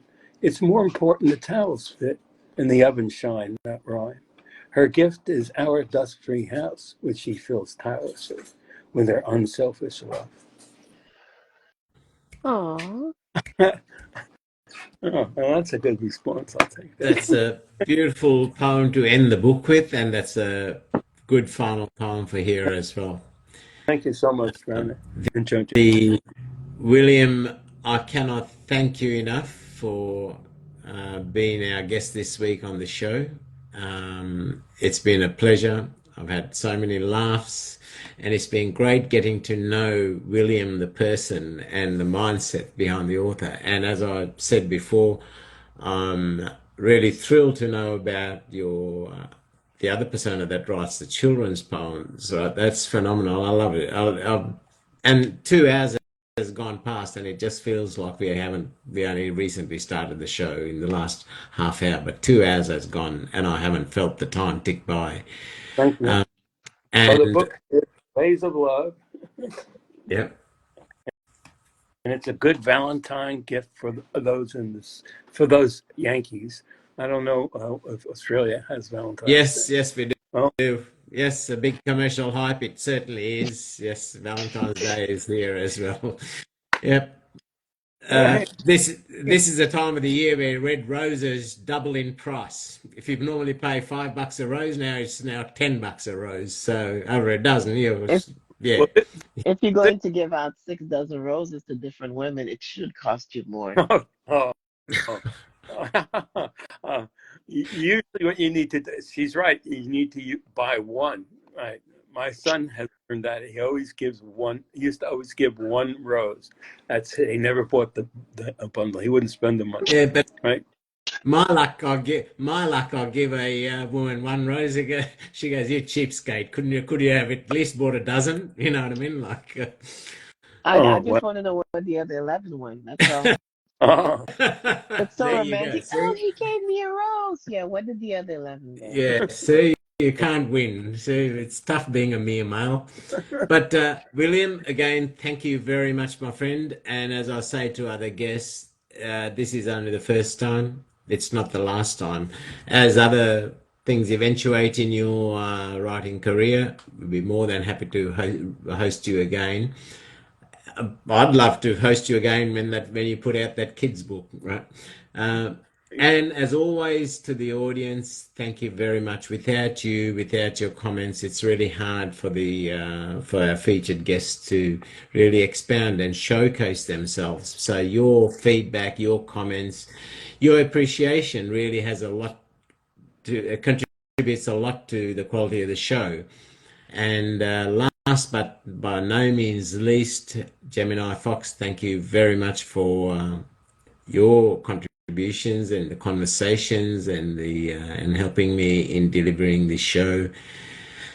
Without you, there is the show wouldn't have that richness to it. So again, each week, my appreciation for your contributions. Thank you, sir. And Mr. Waldorf, thank you so much for sharing all of your beautiful work with me. thank you.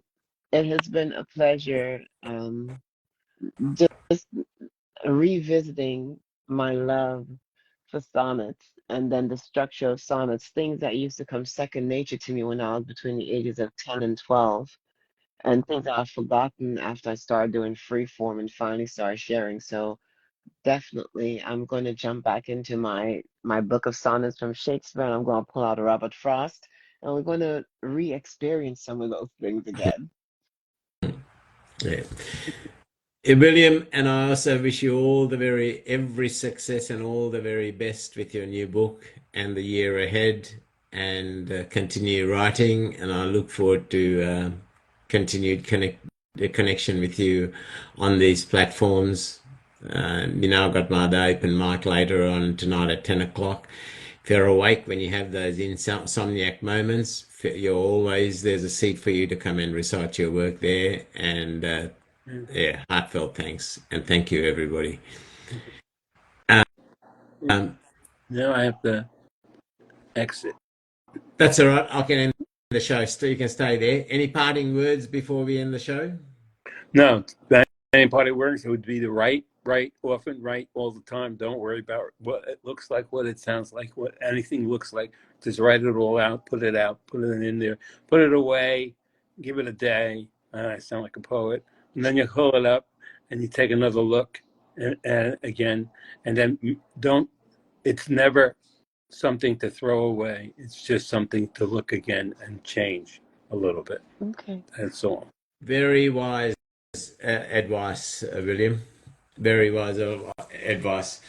Thank you again. Thank you, Gemini. Thank you, William. Thank you to everybody who's come through the room. Thank you to everybody who possibly watched the replays. Stay blessed, stay safe, and have a wonderful weekend ahead. You too. And you're going to take me off that. So I know. Yes, I'll end the show and it'll end automatically. Okay. So, thank you. So long. Okay. Ciao. Bye bye. Bye bye.